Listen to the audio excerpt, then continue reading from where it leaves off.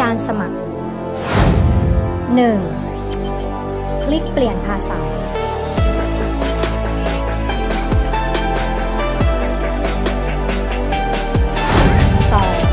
เข้าไปที่ลงทะเบียน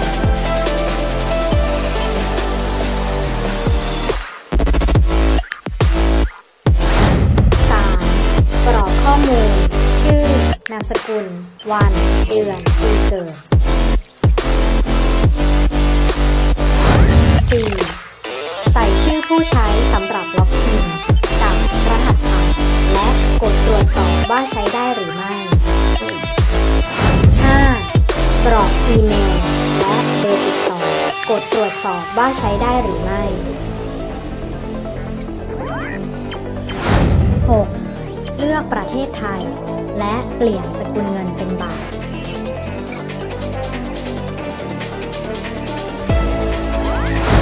7. ใส่ตัวเลขรหัสการตรวจสอบ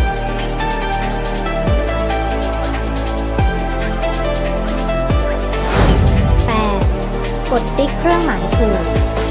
และกดตกลงเพื่อยืนยันการสมัคร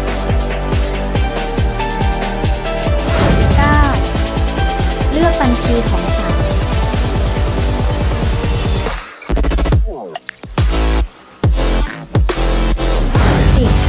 ใส่รายละเอียดการติดต่อ 11.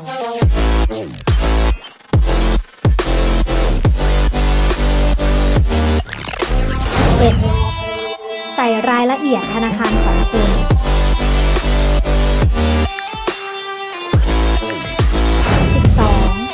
ใส่รายละเอียดบัญชีของคุณและกดปรับปรุง